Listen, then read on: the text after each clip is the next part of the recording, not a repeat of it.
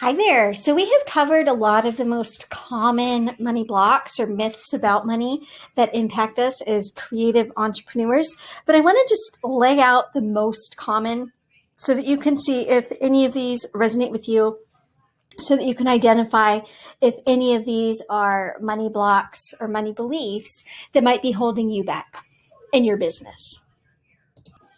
So you might have a fear that money is going to change you, that money's going to make you a bad person or a greedy person. And again, I want to remind you that who you are today is the same person that you will be if you are 10 times wealthier. And so when you feel unsafe about increasing your income, when it makes you feel like it's going to make you more stressed out or more greedy or more selfish, just remind yourself that who you are today is who you will be then. Money's not going to change that. What money will do is it will allow you to have an even bigger impact, right? So let's say that you write books about environmentalism and you're passionate about it and you truly believe that your books can change the world, literally, and improve this planet that we live on.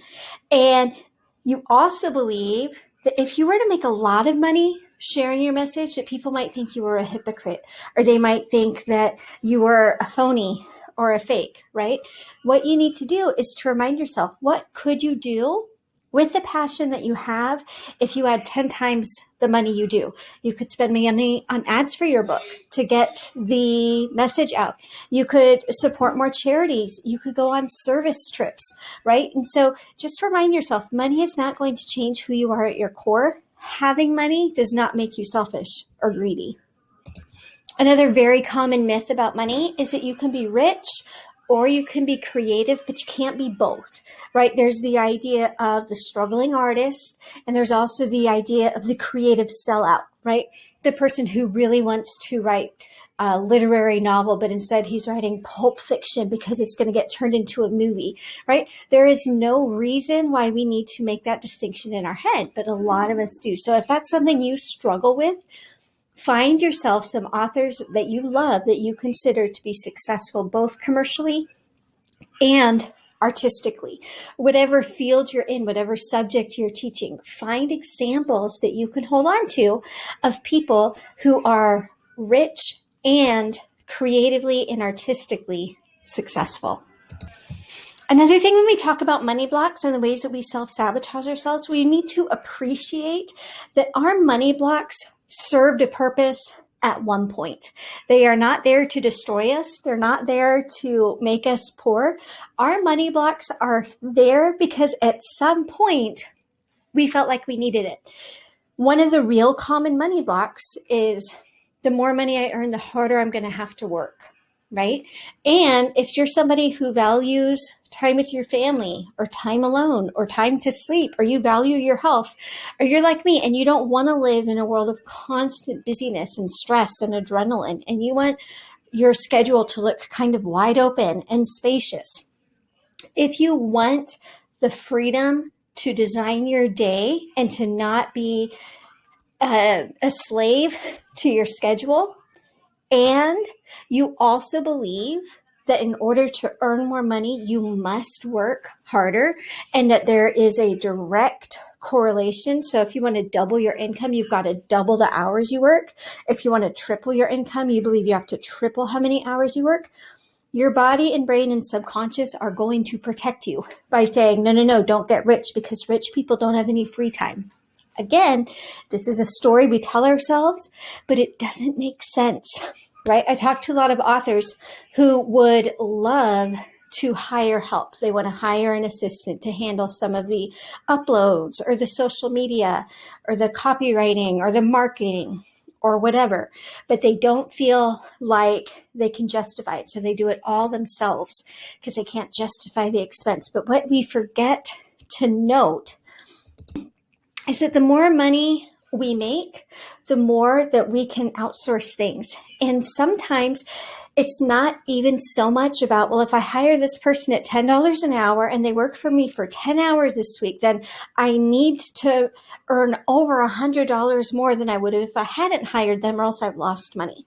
We think that there should be an immediate exchange, which is kind of as silly as saying, well, I spent $300 on this book cover, so the day my book sells, I need to make $300 back or I've lost money. Well, no, because that book's going to keep on selling, right? There's no shelf life. And so what we need to remember, the more money you have, the more things you can outsource, and you literally can buy yourself some time. You can buy yourself time away from a 9-to-5 job by earning enough money in your business that you don't have to do the 9-to-5. You can earn yourself help around the house by hiring someone to come and do the cleaning or things like that. So even if it's not so much of, okay, maybe you want to hire a housekeeper and you're going to spend $80 a week. It doesn't necessarily mean that while the house cleaner is in your house, you must do something that earns you more than $80 or you will have wasted your money, because sometimes it's about the mental space and the time and energy that it frees up. And those are things that really don't have a price tag to them. So if you are someone who struggles with this myth that the more money you make, the busier you're going to be, and that becomes kind of an upper limit because you don't want to be busier and more stressed out, remind yourself, okay, if I had more money, I could hire more help. I could be less stressed. I could do more things. I could have a better dishwasher so that I don't have to run my dishes through 2 or 3 times, things like that. All right, this next block we're going to talk about will probably very much resonate with you if you came from kind of a working class home and you saw your parents work tooth and nail just to get by. And that is the conception that it cannot be easy. Money equals hard work, right? Just like some of these other things that we've made associations with before. Money equals being greedy, or money equals being a creative sellout, or money equals being busier and more stressed. None of these correlations that we think exist actually exist. They did at one point, right? Maybe in your grandpa's generation, to put food on the table, he had to work those, 15-hour days in the farm or something like that. Now we have so many more opportunities and so many other types of work, like the work that we do, that it does not have to be tied to the number of hours we work or to how hard we work. I had several years in my business where I really, really, really hustled. I'm proud of it. I'm glad I did it, but it is not a pace that I chose to keep up. I was doing about a novel a month, sometimes more. So like I had a couple years where I was publishing 12 to 15 books every year. And like I said, I was proud of the pace at the time. I'm glad I did it and it helped me get to where I am today. But that pace no longer serves me and is no longer sustainable.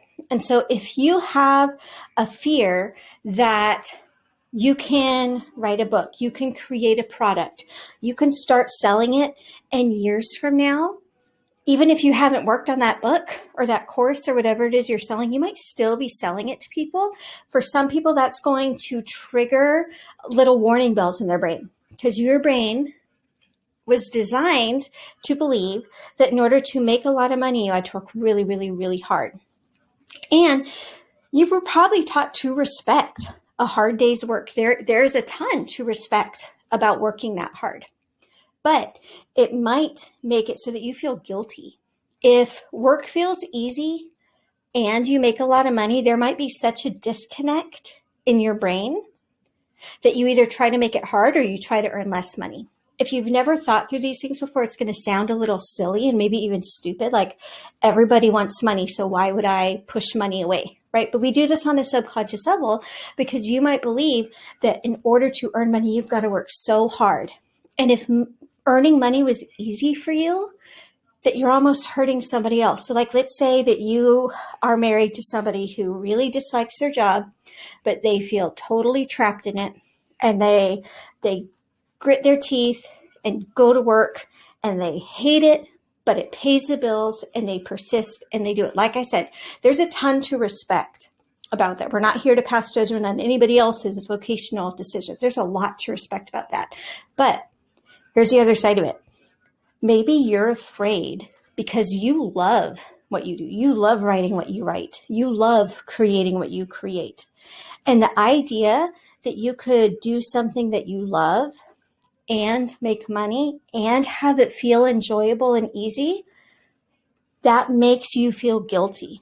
It might even make you feel like you are somehow wronging your spouse or wronging your parents. Your parents worked really, really, really hard and barely got by. So who are you to think that you can work 5 hours a week on something that you love to do and have people pay you for it, right? That is another hang up that can really trip us up. And again, one of the best things, first, you got to acknowledge that that's one of your money blocks. Second, I think we really should appreciate these blocks. So basically, whatever blocks you're identifying, acknowledge it, go ahead and appreciate it. It served you or it served someone in your family in some capacity at some point, right? God bless your hardworking grandpa who put in his 15 hours a day in the field, right? We want to appreciate where these stories got their origin, and then we get to release them. We get to either pitch that belief or pivot and adopt a new belief. So maybe your belief used to be earning money is really hard. And if you enjoy it or it feels easy, you're cheating. Now maybe you can shift it and think about how enjoyable it is to do the work you love and to do the work of your soul and to get paid for it. And if you're still worried about how other people will feel about you doing that, you have a couple choices. First of all, you can just ignore that, right? So maybe your best friend's going to be jealous because you love your work and it feels easy, and they're having a really hard time making ends meet at a job that they really despise. You can choose to ignore that. Another option, especially if you find that you're a very empathetic person, you truly might be holding yourself back to keep the people around you comfortable. This is actually another money block that we might talk about in a little bit, and that is the block of, if I become significantly richer, more successful than the people I love the most, my relationships with them will change and I will not be able to keep these relationships. And the relationships mean more to you than the money. And so you're going to keep yourself at a lower level. Now, the first thing to do, some people are going to be able to say, well, I don't really care what so-and-so thinks, so, I'm not going to worry about it. Others of us, though, it's not that simple. And so what I would encourage you to do, if you're feeling guilty because you want to make money doing work you love, and you love people who hate the work they do, and it feels to you like it's cheating or it's too easy or it's almost unfair to them, here's what I would say. When your friend or your parents or your spouse or whoever it is that you're worried about, when they see you doing work that you love, you are paving the way for them to realize that the money block they're holding on to is just a misconception, right? If you don't know, if every single person you know who has money hates their job, it's not going to enter your head necessarily that you could do something you love and make tons of money from it, right? You can be the trailblazer in your peer group or in your family. You can be the one to show people, I can do the work I love and I can get paid for it. And I encourage you to surround yourself with people who will help you tell that story to yourself. Surround yourself with people who love their work and are making a good living from it. And that will normalize that kind of behavior. All right, and then here's one more common money block. And I added it on here. I wouldn't say that it's necessarily a common money block population-wide, but for creative entrepreneurs who are doing the passion of our soul, this can become a big stumbling block for some of us. So if you are very socially conscientious, you might have some story in your head that goes like this. Doesn't have to be logical. I'm not saying it is logical, but this might be the story that's in your head. There are many people living on earth today who are living in poverty, and that is terrible. Therefore, I shouldn't earn money because there are people on this planet in poverty, and perhaps even my earning money will make them live in even worse poverty. Okay, so let's dissect that one just a little bit. First of all, if this is a concern that you have, congratulations, you are an empathetic, loving, and compassionate person. Okay, so don't feel guilty about any of the blocks that you have, right? We're acknowledging them and we're appreciating that they're there. So this is your moment to appreciate that you are socially conscientious and that you care about these things. Here's the big fallacy of that, though. Your being rich does not harm somebody who is already in poverty. And in fact, if you have a heart and a burden to help lift people out of poverty, in just about every case, There are exceptions, but in general, you're going to have a way easier time making an impact if you have wealth. Okay. So the idea comes from a good spot. It comes from this sense where we feel like we should all have at least the set standard of living that nobody has to strive to attain. And we almost feel like, okay, well, until we get to that point, we can't move forward. As an example, I was on our school newspaper when the space shuttle Columbia exploded. I was working on our school newspaper, and we posted an editorial that it just expressed our sympathy for the people who lost their lives and acknowledged them as American heroes and so on. At the time, I don't anymore, but at the time, I had a hard time putting my name to that. And my thought was, why would we send people to space when there are hungry people on Earth today? Okay, now, and I'm sure some people still kind of have a lot of thoughts like that, right? And the only fallacy there is that we feel like you can't have it both. So why can't we send people to space and work on getting people off the streets or making sure that every child gets 3 nutritious meals a day, right? It's, again, embracing the concept of and, as opposed to it's either or, right? We can be generous and rich. We can put money into this kind of research and that kind of research, or however you want to look at it.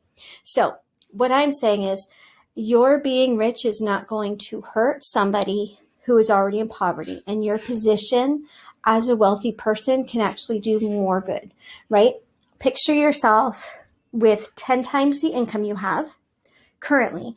Picture the social causes that you could invest in, right? I heard a story about an author who found a ton of success, commercial and artistic. And at the end of every school year, she calls her local elementary school. She says, I'm going to pay for anybody who still has a lunch tab. And she writes the school a check. I heard of someone else doing this. There were school districts who won't let seniors walk in commencement if they have outstanding library dues at the school. Make up a call, pay all of those dues, boom, one check, and it's done. So think about all of the amazing things that you could do for your community and for the world if you had 10 times the money that you have now. And then remind yourself that your earning money is going to help more people and that nobody's going to be helped if you stay poor, right? That's the other thing about it. You're not helping anybody by staying in that place. Think about your business. Let's say you had an extra $200,000 for your business that can only be spent on hiring, right? You could hire your dream team and you could be supporting a lot of people that way, right? So when you create wealth, you are helping others. You're helping the people that you're hiring. You're helping your own community, right? Like when my husband and I go out to eat, we don't think to ourselves, oh no, we're wasting money. We're so selfish. We think, what a blessing that we can support the small restaurants in our small town by eating out here and enjoying time together, right? So remind yourself of that if this becomes one of your stumbling blocks. By choosing to stay poor for reasons of conscience, you are not actually helping anybody. But by earning more money, you can help more people. And if you have really strong convictions about this, let's say you say, well, I can live off of $20,000 a year. And so to live above those means would be wrong. Then, well, you know what? Go ahead and live at $20,000 a year, but still strive to earn $500,000 a year. And then think of all the money that you would have to support the causes that are close to your heart, right? So these are some of the most common money blocks. Once you identify yours, please don't forget to appreciate that it came from somewhere. Don't beat yourself up over it. And then just decide what is the corollary belief that you now want to adopt, and then find ways to remind yourself of it. Find examples of people who are using their wealth to lift people out of poverty, or come up with an ideal business budget so that if you were to 10x your budget today, These were the people that you might hire so that you can help support their families and pull them up and give them work, right? So I hope that this was helpful in allowing you to identify some of your money blocks. Again, this certainly wasn't an exhaustive list. So just as you go through your week, as you go through your business, start thinking about some of these misconceptions that you might have bought into, and then we can consciously work on turning those around.